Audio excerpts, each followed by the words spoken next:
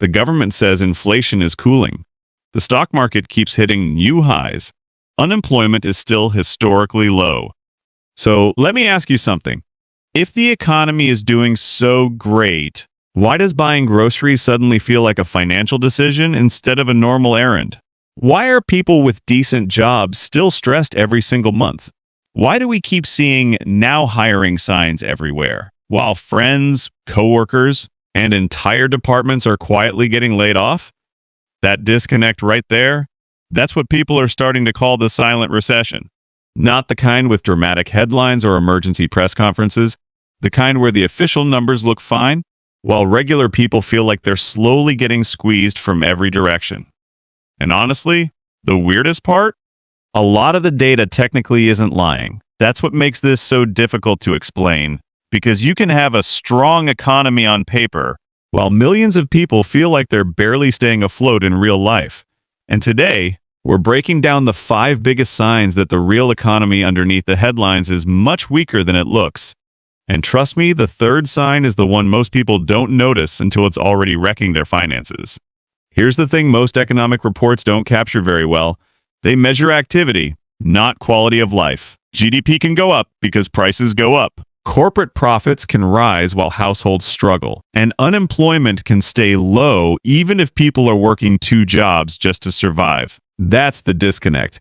The economy people experience day to day is emotional. It's psychological. It's the feeling you get when your paycheck lands and disappears immediately. It's realizing your grocery cart costs 40% more than it used to, but somehow looks smaller.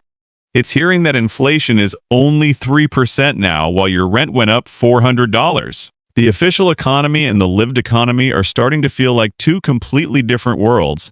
And when that gap gets too large, you end up with something strange, a country where people are technically employed, but financially exhausted. And once you start noticing the signs, you can't unsee them. Let's start with the job market, because this is where things get really strange. On paper, there are still millions of job openings. Companies say they're hiring. The labor market is supposedly strong, but ask people actually applying for jobs right now, and you'll hear a completely different story. People are sending out hundreds of applications and hearing nothing back. Interviews go through 5 or 6 rounds, and suddenly the position gets paused. Companies post jobs they never intended to fill. Economists even have a name for some of these listings now: ghost jobs. And the reason this matters is because job openings don't automatically mean economic strength. Sometimes companies keep listings up to look like they're growing. Sometimes they're collecting resumes for the future. And sometimes they're trying to squeeze more productivity out of understaffed workers without actually hiring anyone. It's like walking past a restaurant with a giant HELPWANTED sign, then finding out nobody's been called back in months. The labor market looks alive from the outside, but inside, a lot of it feels hollow. And when people start struggling to find stable, well-paying work, they usually turn to the next thing keeping the economy alive: debt. A few years ago, people used credit cards for convenience, vacations, gadgets, big purchases. Now, a growing number of households are using credit cards for groceries, rent, gas, and utility bills. That's a completely different situation. Debt used to expand your lifestyle. Now it's being used to maintain basic survival. And you can actually feel this shift everywhere. People aren't saying, "I bought too much stuff." They're saying, "I can't keep up anymore." Here's the scary part: when consumer spending stays high because people are borrowing money they don't actually have, the economy can look healthy temporarily. But underneath, households are getting weaker. It's basically financial caffeine. You can function for a while, but eventually the crash shows up. And with interest rates still painfully high, carrying balances month after month becomes brutal. You buy groceries once and then pay for those groceries 3 times. But it gets deeper than that, because even when people are spending carefully, there's another problem quietly making everyone feel poorer. This might be the most underrated sign of all: shrinkflation. And no, it's not just annoying. It completely changes how people experience the economy. You've probably noticed it already. The cereal box is smaller. The chips have more air than chips. The juice bottle suddenly has a weird shape because there's less inside. You're paying more for less.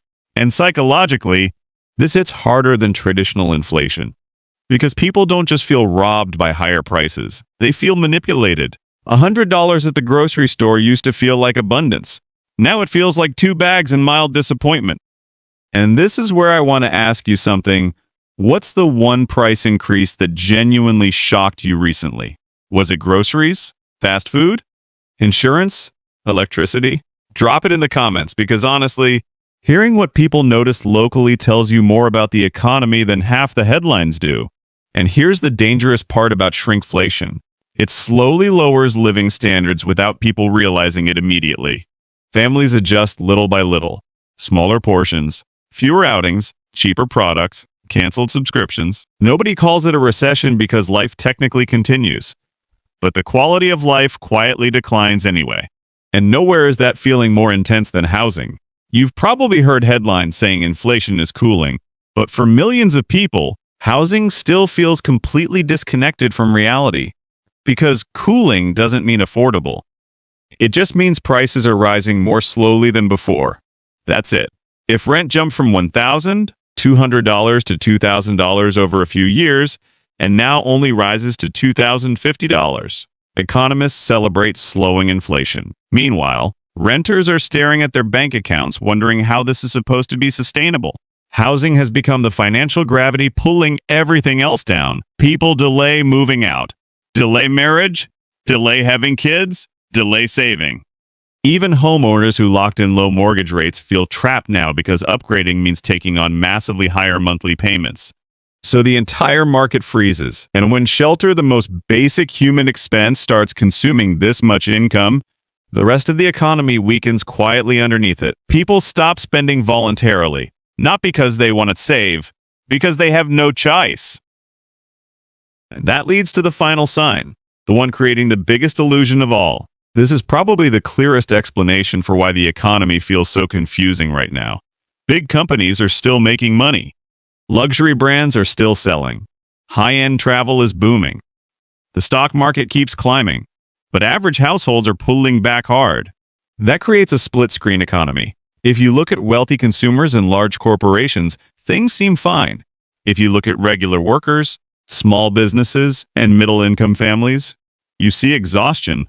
The top part of the economy still has momentum because wealthier households own assets, stocks, real estate, businesses. Meanwhile, everyone else is dealing with the rising cost of everyday life. That's why the economy feels strong and fragile at the exact same time. Because different groups are living in completely different economic realities. And historically, that kind of disconnect doesn't last forever. Eventually, the pressure underneath starts showing up everywhere else. So what do you actually do in a silent recession? Panic doesn't help. Pretending everything's fine doesn't help either. The smartest move is to become more financially defensive while everyone else is distracted by headlines. Here are 3 things that matter right now. First, build liquidity.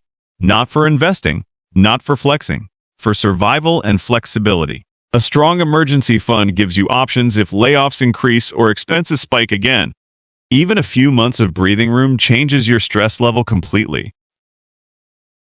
Second, avoid new consumer debt if you can. High-interest debt becomes dangerous fast in uncertain economies. The less of your future income that's already spoken for, the stronger your position becomes. And third, invest in skills that make you harder to replace. Because one thing silent downturns tend to expose is which jobs were stable and which ones only look stable during easy economic times. The people who adapt fastest usually recover fastest too. And honestly, that might be the biggest takeaway from all of this. A silent recession doesn't usually arrive with one dramatic collapse. It arrives quietly, through stress, through smaller purchases, through delayed dreams, through people working harder but feeling further behind anyway. The headlines may tell you the economy is healthy, but your daily life tells the real story. And most people already know which one feels more honest. And if you made it this far, let me know your thoughts in the comments. Have you been feeling this disconnect too? If you enjoyed this video, make sure to like, subscribe, and turn on notifications so you don't miss the next breakdown. Because in times like these, understanding what's really happening around you becomes one of the most valuable skills you can have.